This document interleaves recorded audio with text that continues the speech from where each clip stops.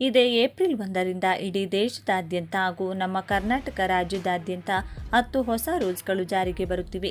ಈ ಹೊಸ ರೂಲ್ಸ್ಗಳು ಇಡೀ ದೇಶದ ಮತ್ತು ನಮ್ಮ ರಾಜ್ಯದ ಪ್ರತಿಯೊಬ್ಬ ನಾಗರಿಕರಿಗೂ ಸಂಬಂಧಿಸಿದ್ದಾಗಿದ್ದು, ಪ್ರತಿ ತಿಂಗಳು ಪಿಂಚಣಿ ಹಣ ಪಡೆದುಕೊಳ್ಳುತ್ತಿರುವವರಿಗೆ ಅಂದರೆ 60 ವರ್ಷ ಮೇಲ್ಪಟ್ಟ ಹಿರಿಯ ನಾಗರಿಕರಿಗೆ ಹಾಗೂ ಪ್ರತಿ ತಿಂಗಳು LPG ಗ್ಯಾಸ್ ಸಿಲಿಂಡರ್ ತುಂಬಿಸಿಕೊಳ್ಳುವ ಗ್ಯಾಸ್ ಗ್ರಾಹಕರಿಗೆ ಹಾಗೂ ಬ್ಯಾಂಕ್ ಅಕೌಂಟ್ ಇರುವ ಪ್ರತಿಯೊಬ್ಬರಿಗೂ ಮತ್ತು ಪ್ಯಾನ್ ಕಾರ್ಡ್ ಇದ್ದವರಿಗೆ ಹೀಗೆ ಒಟ್ಟು 10 ಬಗೆಯ ಹೊಸ ರೂಲ್ಸ್ ಜಾರಿಗೆ ತರಲಾಗುತ್ತಿದ್ದು, ಸಾರ್ವಜನಿಕರಿಗೆ ಗುಡ್ ನ್ಯೂಸ್ ನೀಡಿದ ಕೇಂದ್ರ ಮತ್ತು ರಾಜ್ಯ ಸರ್ಕಾರಗಳು. ಕೆಲವು ನಿಯಮಗಳು ಜನಸಾಮಾನ್ಯರ ಜೇಬಿನಗೆ ಕತ್ತರಿ ಹಾಕಿದರೆ, ಇನ್ನು ಕೆಲವು ನಿಯಮಗಳು ಜನಸಾಮಾನ್ಯರ ದಿನನಿತ್ಯದ ಸರಳೀಕರಣಗೊಳಿಸುವಲ್ಲಿ ತುಂಬಾ ಸಹಾಯಕವಾಗಿದ್ದು ಹಾಗೂ ಕೆಲ ನಿಯಮಗಳು ಲಾಭದಾಯಕವೂ ಕೂಡ ಆಗಿವೆ. ಕೇಂದ್ರ ಸರ್ಕಾರದಿಂದ ಸಾರ್ವಜನಿಕರಿಗೆ ಬಂಪರ್ ಗಿಫ್ಟ್ ಘೋಷಣೆ ಮಾಡಿದ್ದು, ದೈನಂದಿನ ಜೀವನವು ಇನ್ನಷ್ಟು ಸುಗಮವಾಗಿ ಸಾಗಲಿದೆ. ಬನ್ನಿ, ಇಷ್ಟಕ್ಕೂ ಏಪ್ರಿಲ್ 1 ಹೊಸ ಆರ್ಥಿಕ ವರ್ಷ ಆರಂಭಗೊಳ್ಳುತ್ತಿದ್ದು, ದೈನಂದಿನ ಜೀವನದಲ್ಲಿ ವ್ಯವಹಾರ ಮಾಡುತ್ತಿರುವವರಿಗೆ ಹಾಗೂ ಹಣಕಾಸಿನ ವ್ಯವಹಾರ ಕೈಗೆತ್ತಿಕೊಳ್ಳುವವರಿಗೆ ಸೇರಿದಂತೆ ಜನಸಾಮಾನ್ಯರಿಗೂ ಎಲ್ಲರಿಗೂ ಕೂಡ ಅನ್ವಯಿಸುವಂತ 10 ಹೊಸ ರೂಲ್ಸ್ಗಳು ಜಾರಿಗೆ ಬರುತ್ತಿದ್ದು, ಅವು ಯಾವುವು ಎನ್ನುವ ಬಗ್ಗೆ ಕಂಪ್ಲೀಟ್ ಆಗಿ ತಿಳಿದುಕೊಳ್ಳಲು ತಪ್ಪದೆ ವಿಡಿಯೋವನ್ನ ಕೊನೆವರೆಗೂ ನೋಡಿ.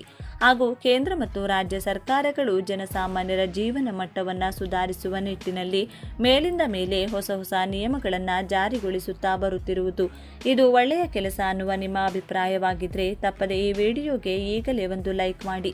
ಬನ್ನಿ ಕಂಪ್ಲೀಟ್ ಆಗಿ ನೋಡೋಣ. ಮೊದಲನೆಯದು ಆದಾಯ ತೆರಿಗೆಯಲ್ಲಿ ಬದಲಾವಣೆ.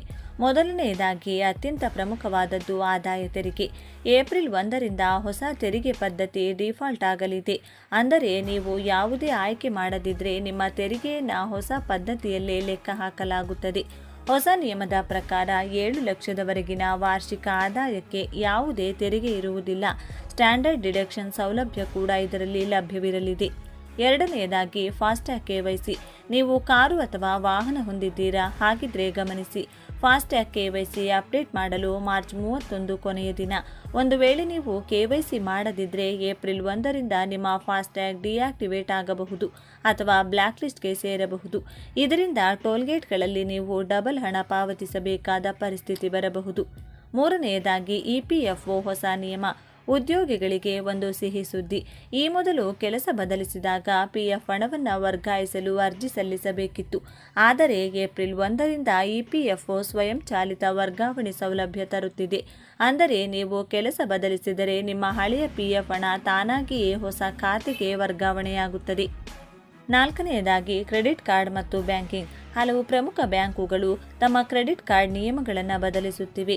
ರಿವಾರ್ಡ್ ಪಾಯಿಂಟ್ಸ್ ಮತ್ತು ವಿಮಾನ ನಿಲ್ದಾಣದ ಲಾಂಜ್ ಆಕ್ಸೆಸ್ ನಿಯಮಗಳಲ್ಲಿ ಬದಲಾವಣೆಯಾಗಲಿದೆ. ಕೆಲವು ಬ್ಯಾಂಕುಗಳು ಕನಿಷ್ಠ ಬ್ಯಾಲೆನ್ಸ್ ಕಾಪಾಡದಿದ್ದರೆ ವಿಧಿಸುವ ದಂಡದ ಮೊತ್ತವನ್ನು ಕೂಡ ಪರಿಷ್ಕರಿಸುವ ಸಾಧ್ಯತೆ ಇದೆ. ಐದನೆಯದು LPG ಸಿಲಿಂಡರ್ ಬೆಲೆ. ಪ್ರತಿ ತಿಂಗಳ ಮೊದಲ ದಿನದಂತೆ ಏಪ್ರಿಲ್ 1ರಂದು ಕೂಡ ಗ್ಯಾಸ್ ಸಿಲಿಂಡರ್ ಬೆಲೆಗಳು ಪರಿಷ್ಕರಣೆಯಾಗುತ್ತವೆ. ತೈಲ ಕಂಪನಿಗಳು ವಾಣಿಜ್ಯ ಮತ್ತು ಗೃಹ ಬಳಕೆಯ ಸಿಲಿಂಡರ್ ಬೆಲೆಗಳನ್ನು ಏರಿಸುತ್ತವೆಯೇ ಅಥವಾ ಇಳಿಸುತ್ತವೆಯೇ ಎಂದು ಕಾದು ನೋಡಬೇಕಿದೆ. ಆರನೆಯದು ಡಿಜಿಟಲ್ ಕಂಟೆಂಟ್ ಮತ್ತು ಸೋಷಿಯಲ್ ಮೀಡಿಯಾ ಬಳಕೆದಾರರಿಗೆ ಮತ್ತು ನಮ್ಮಂತಹ ಕ್ರಿಯೇಟರ್ಗಳಿಗೆ ಒಂದು ಅಪ್ಡೇಟ್ ಏನೆಂದರೆ, ಸರ್ಕಾರವು ಸುಳ್ಳು ಸುದ್ದಿ ಮತ್ತು AI ಮೂಲಕ ರಚಿಸಲಾದ ತಪ್ಪು ಮಾಹಿತಿಗಳ ವಿರುದ್ಧ ಕಠಿಣ ಕ್ರಮ ಕೈಗೊಳ್ಳಲು ಹೊಸ ಮಾರ್ಗಸೂಚಿಗಳನ್ನು ಜಾರಿಗೆ ತರುತ್ತಿದೆ. ಕಂಟೆಂಟ್ ಡಿಲೀಟ್ ಮಾಡಲು ನೀಡಲಾಗುತ್ತಿದ್ದ ಸಮಯವನ್ನು ಇನ್ನಷ್ಟು ಕಡಿಮೆ ಮಾಡಲಾಗಿದೆ. ಏಳನೆಯದು ಕ್ರೆಡಿಟ್ ಕಾರ್ಡ್ ರಿವಾರ್ಡ್ ಪಾಯಿಂಟ್ಸ್ ಮಿತಿ. ಅನೇಕ ಪ್ರಮುಖ ಬ್ಯಾಂಕುಗಳು ಉದಾಹರಣೆಗೆ HDFC ಮತ್ತು SBI ತಮ್ಮ ಕ್ರೆಡಿಟ್ ಕಾರ್ಡ್ಗಳ ಮೇಲೆ ನೀಡುವ ರಿವಾರ್ಡ್ ಪಾಯಿಂಟ್ಗಳಿಗೆ ಮಿತಿಯನ್ನು ಹೇರುತ್ತಿದೆ. ಇನ್ಮುಂದೆ ಬಾಡಿಗೆ ಪಾವತಿ ಅಥವಾ ಇನ್ಶೂರೆನ್ಸ್ ಪ್ರೀಮಿಯಂ ಪಾವತಿಗೆ ರಿವಾರ್ಡ್ ಪಾಯಿಂಟ್ಗಳು ಸಿಗುವುದಿಲ್ಲ ಅಥವಾ ಅವುಗಳ ಮೇಲೆ ಕನಿಷ್ಠ ಮಿತಿ ಇರುತ್ತದೆ. ಕೆಲವು ಕಾರ್ಡ್ಗಳಲ್ಲಿ ಬಾಡಿಗೆ ಪಾವತಿಗೆ 1% ಹೆಚ್ಚುವರಿ ಶುಲ್ಕವನ್ನು ಕೂಡ ವಿಧಿಸಲಾಗುತ್ತದೆ. ಎಂಟನೆಯದು ಸೇವಿಂಗ್ಸ್ ಖಾತೆ ಮತ್ತು ಸರ್ವಿಸ್ ಚಾರ್ಜ್. ಕೆಲವು ಬ್ಯಾಂಕುಗಳು ತಮ್ಮ ಸೇನಾ ಶುಲ್ಕಗಳನ್ನು ಪರಿಷ್ಕರಿಸುತ್ತಿವೆ. ಉದಾಹರಣೆಗೆ, ನೀವು ಬ್ಯಾಂಕಿಗೆ ಹೋಗಿ ಹಣ ಜಮೆ ಮಾಡುವ ಅಥವಾ ವಿತ್ಡ್ರಾ ಮಾಡುವ ಸಂಖ್ಯೆ ಮೀರಿದರೆ ವಿಧಿಸುವ ಶುಲ್ಕದಲ್ಲಿ ಏರಿಕೆಯಾಗಲಿದೆ. ಹಾಗೆಯೇ SMS ಶುಲ್ಕಗಳನ್ನು ಈಗ ತ್ರೈಮಾಸಿಕ ಬದಲಾಗಿ ಪ್ರತಿ ತಿಂಗಳು ಲೆಕ್ಕ ಹಾಕುವ ಸಾಧ್ಯತೆ ಇದೆ.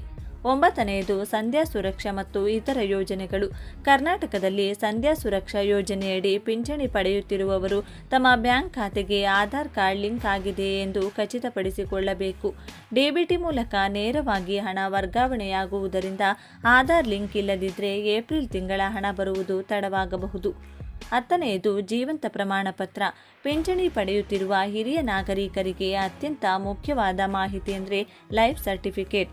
ಅನೇಕ ಬ್ಯಾಂಕುಗಳು ಮತ್ತು ಪೋಸ್ಟ್ ಆಫೀಸ್ಗಳು ಏಪ್ರಿಲ್ ತಿಂಗಳಿನಿಂದ ಡಿಜಿಟಲ್ ಜೀವನ ಪ್ರಮಾಣ ಪತ್ರ ಸಲ್ಲಿಕೆಯನ್ನು ಕಡ್ಡಾಯಗೊಳಿಸುತ್ತಿವೆ. ಒಂದು ವೇಳೆ ನೀವು ಇದನ್ನು ಸಲ್ಲಿಸದಿದ್ದರೆ ನಿಮ್ಮ ಪಿಂಚಣಿ ನಿಲ್ಲುವ ಸಾಧ್ಯತೆ ಇರುತ್ತದೆ. ಈಗ ಇದನ್ನು ಮನೆಯಿಂದಲೇ ಫೇಸ್ ಅಥೆಂಟಿಕೇಷನ್ ಆ್ಯಪ್ ಮೂಲಕ ಸುಲಭವಾಗಿ ಮಾಡಬಹುದು.